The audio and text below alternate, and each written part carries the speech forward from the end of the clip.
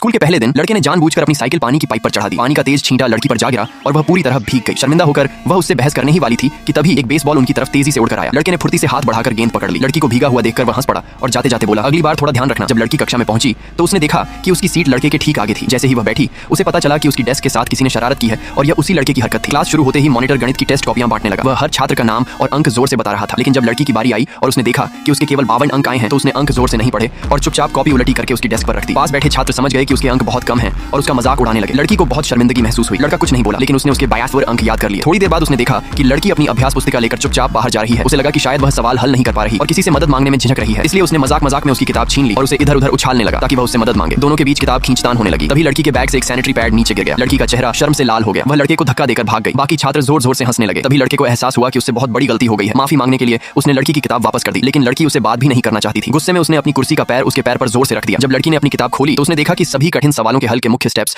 पहले से लिखे हुए थे। साथ ही एक छोटा सा नोट भी था, अगर समझ न आए तो मुझसे पूछ लेना। इस छोटे से माफीनामे ने दोनों के बीच की दूरी थोड़ी कम कर दी। स्कूल के बाद लड़की अपनी सहेली के साथ कैंटीन जा रही थी। तभी लड़का लंगड़ाने का नाटक करते हुए आया और बोला कि उसके पैर में चोट लगी है, इसलिए उसे सहारा देकर कैंटीन तक ले चले। दरअसल वह सिर्फ उसके साथ समय बिताना चाहता था, लेकिन लड़की ने उसकी बात गलत समझ ली। उसने मुआवजे के तौर पर अपना मील कार्ड उसे दे दिया। लड़के के दोस्त ने उसी कार्ड से सबको आइसक्रीम खिलाई और कार्ड का पूरा पैसा खत्म कर दिया। इतना ही नहीं, उसने लड़की के गरीब परिवार का मजाक भी उड़ाया। तभी लड़के की नजर कोने में अकेली बैठी लड़की पर पड़ी। उसकी थाली में सिर्फ एक सूखी रोटी बंद थी। ये देखकर उसे बहुत पछतावा हुआ। उसने चुपचाप लड़की के मील कार्ड में काफी पैसे डलवा दिए और फिर उसे पढ़ाई में मदद करने की पेशकश की। लड़की के अंक कम थे, इसलिए उसने उसकी मदद स्वीकार कर ली। इसके बाद